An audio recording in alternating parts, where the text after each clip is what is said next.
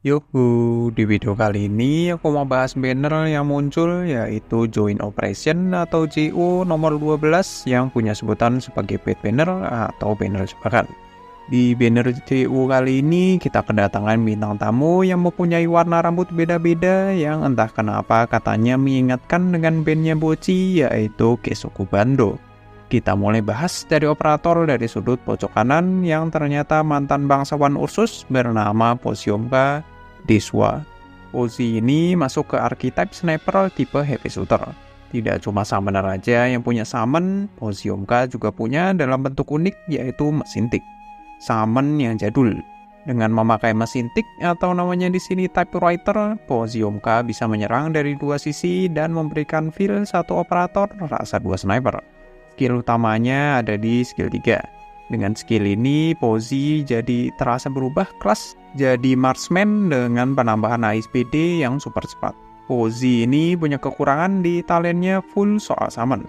Jadi kekurangan karena tidak ada penambahan sama sekali buat Poziomka sendiri.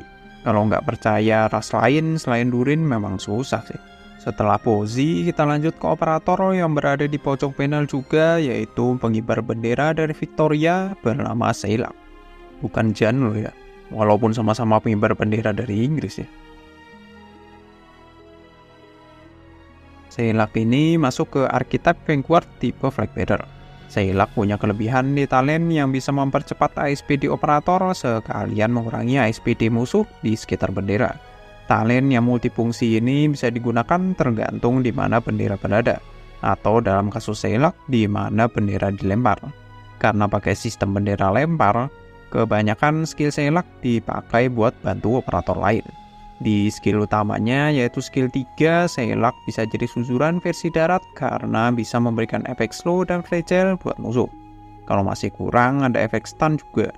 Bedanya sama suzuran cuma nggak bisa ngehil aja kayaknya. Di balik hebatnya lempar bendera kayak lempar lembing, Seilak punya kekurangan di talent 2 yang biasanya cuma kepakai buat konten keras dan Seilak yang terkena sindrom kelas Black Bearer, yaitu tidak bisa blok sepanjang durasi skill. Setelah Seilak, kita lanjut memperkenalkan operator yang ada di kanan tengah yang berambut merah dengan muka jutek, yaitu operator amnesia yang suka es krim, Surter. Surter ini masuk ke archetype Guard tipe Arch Fighter yang punya serangan biasa bertipe Arch Damage, biar sesuai nama kelasnya. Surter punya talent yang bikin broken pada masanya, sampai sekarang sih masanya, yaitu bisa immortal alias tidak bisa mati. Demi mencegah Surter jadi operator broken sampai game tutup, immortalnya dibatasi sampai 8 detik aja. 8 detik ini sebenarnya cukup buat menangkal musuh defense badak. Good job, Hagi.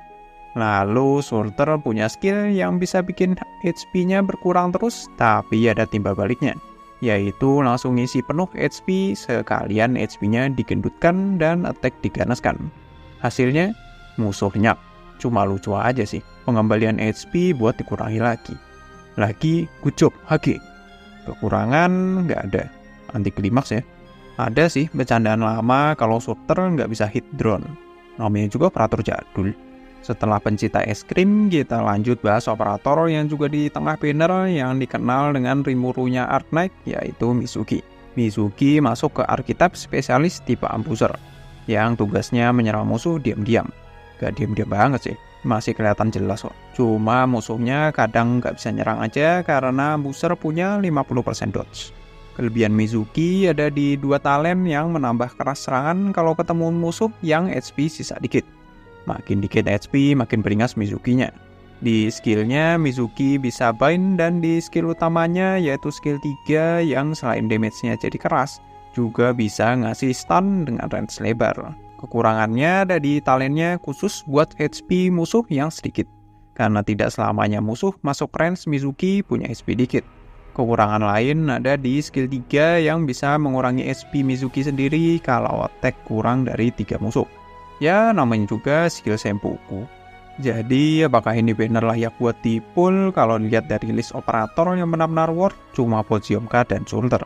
Dua lainnya bukan berarti jelek loh ya. Cuma kepakainya tergantung situasi.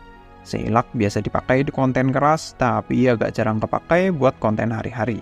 Mizuki tidak buruk, cuma memang di kelas Ambusher, Mizuki berfokus ke DPS dibanding crowd control. Jangan salah, crowd controlnya ada, cuma jatuhnya jadi pelengkap aja. Jadi kalau mau gacha silahkan, tapi yang worth cuma 2. Jadi 50-50. Dapat bagus, kalau enggak ya cukup keluar-keluar pensi. Perhitungan lain ada di banner mendatang. Yang paling dekat itu banner Toji Fushiguro-nya Arnek. Degen Breacher terkenal sebagai pesulap tanpa kemampuan ars. Sekali skill aktif, musuh lenyap dari pandangan.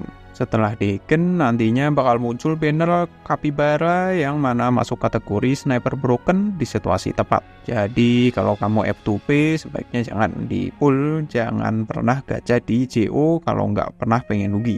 Newbie aku masih 50-50 buat kamu pull di sini karena banner JO kali ini operator yang bagus cuma 2, yang mana setengah dari list operator yang ada di banner. Artinya apa? Bisa aja kamu dapat bagus, bisa juga dapat yang kurang bagus. Sekian pembahasan banner JO. Kalau ada kritik, masukan atau pendapat lain silahkan tulis di komentar.